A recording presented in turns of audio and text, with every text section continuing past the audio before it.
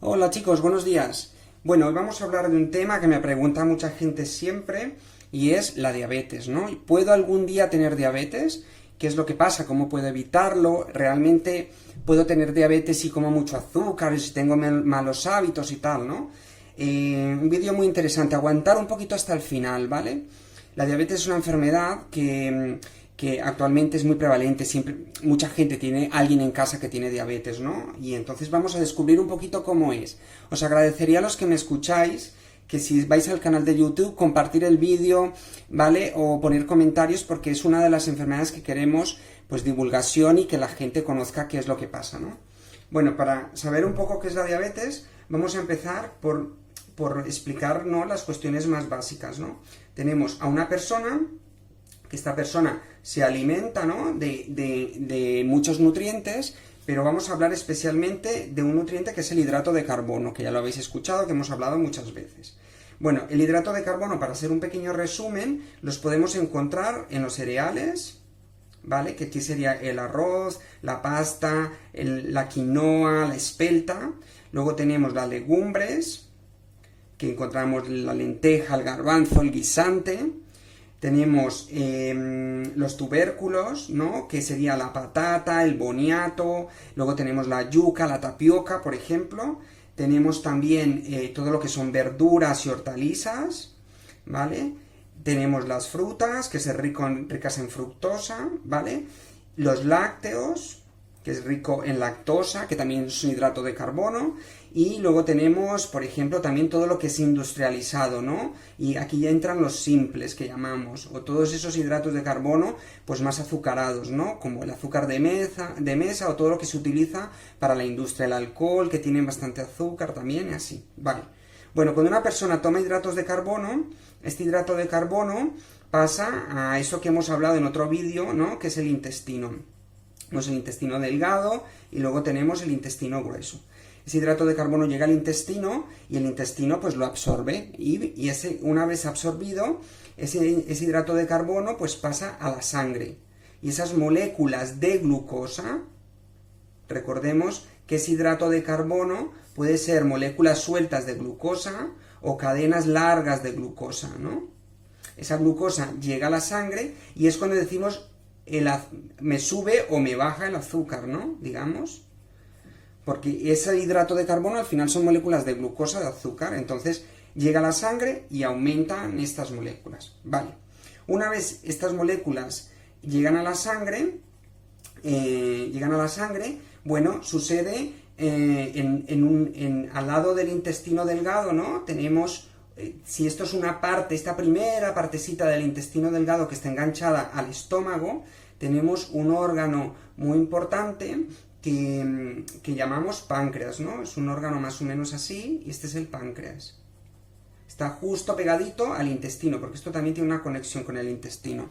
Pero bueno, tenemos un órgano que se llama páncreas, y este órgano, que es un órgano así como rugosito, tiene pues unas células, ¿vale?, muy interesantes y muy importantes, que son las que, estas células son las que segregan una hormona que se llama insulina, que esto lo habréis escuchado muchas veces, ¿vale? El páncreas es el encargado de segregar aquella hormona que es la insulina, muy importante. Bueno, bien, una vez se segrega esta hormona, ¿no?, entonces, pues esta insulina llega a la sangre, ¿no?, y tenemos pues un capilar de sangre, digamos. Entonces, cada molécula de glucosa se engancha a una molécula, ¿no?, digamos, de insulina, vamos a decirlo de esta manera, ¿vale? ¿Por qué? Pues porque la insulina pues tiene un efecto muy importante, ¿no? Porque una vez a la sangre se une esa glucosa con esa insulina, esas moléculas llegan pues a los órganos, ya puede ser al músculo o cualquier tipo de células muy diferentes en el cuerpo, ¿no? Y para que esa glucosa entre a esa célula, pues la insulina le hace la puerta de entrada. Esa molécula de insulina hace que por fin entre esa glucosa dentro, ¿vale? Se separan y entra la glucosa y la insulina se queda en la puerta de entrada, ¿no?, digamos. Estas moléculas de glucosa que ya están dentro de las células, bueno, pues nos ayudan a tener esa dichosa energía que hemos hablado en otros vídeos, ¿no? Esas moléculas de glucosa nos dan esa energía para la actividad física, para el ejercicio físico, para el deporte o simplemente para vivir, para las funciones fisiológicas, ¿no?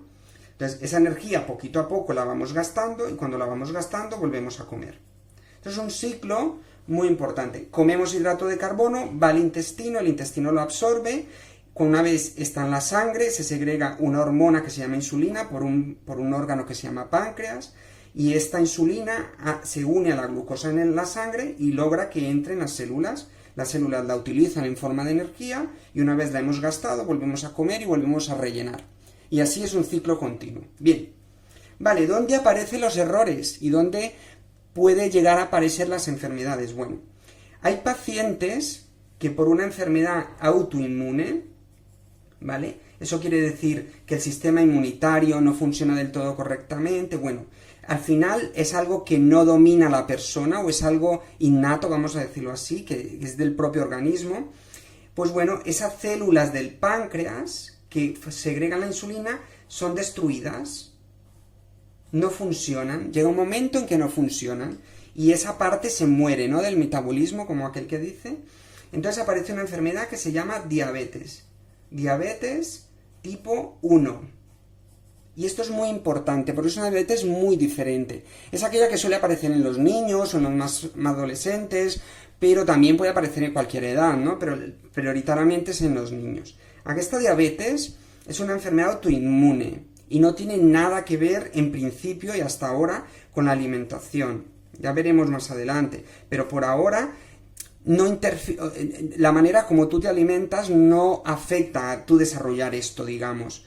Los hábitos que tiene la persona, ¿no? O cómo se alimenta la madre, o cómo se alimenta el niño. Eso que llegamos a pensar alguna vez es que a ese niño le dábamos mucho azúcar y por eso tiene diabetes. No, esto es uno de los mitos que quiero que tengáis fuera de la cabeza.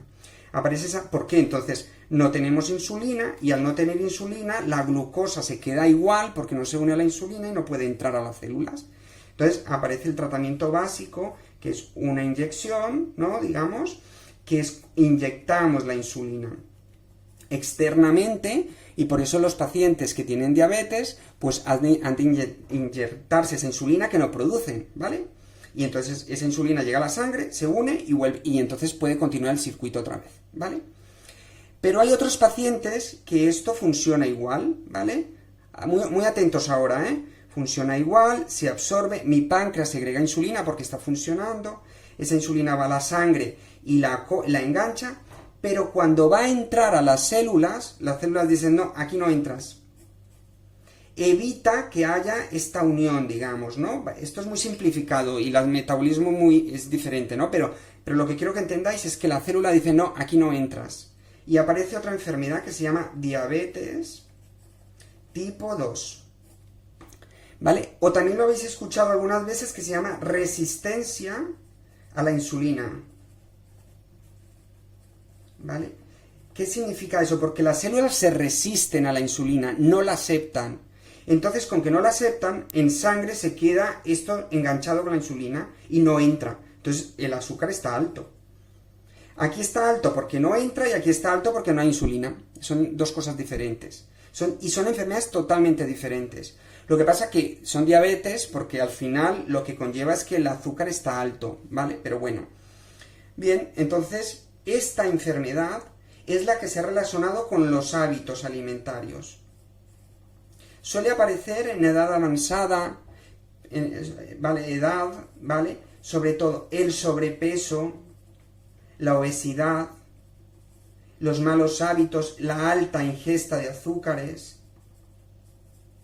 ¿Veis la diferencia, no? De aquí a aquí, muy diferente la diabetes tipo 1, tipo 2. Sabemos que una persona que tiene malos hábitos, fumadora, que toma muchos azúcares, que come mal, que tiene sobrepeso, puede llegar a aparecer la diabetes tipo 2, ¿vale?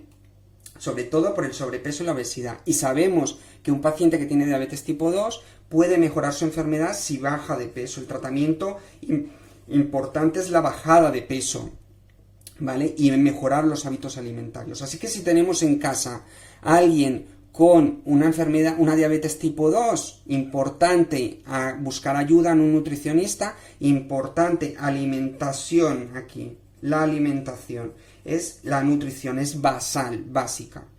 Y en este otro tipo de enfermedad, es una enfermedad que también requiere ayuda de nutrición, porque bueno, el control de lo que como con la insulina, pues requiere muchísimo control. Vamos a hacer un vídeo totalmente de pero normalmente son pacientes que ya tienen ayuda y que van trabajando en todo aquello, ¿no? Pero también se favorecen muchísimo de controles de nutrición. Muy bien, chicos, compartir el vídeo para que la gente sepamos qué es la diabetes y podamos difundir esos hábitos alimentarios para evitar una diabetes tipo 2, ¿no? Muy bien, muchas gracias y espero que os haya gustado.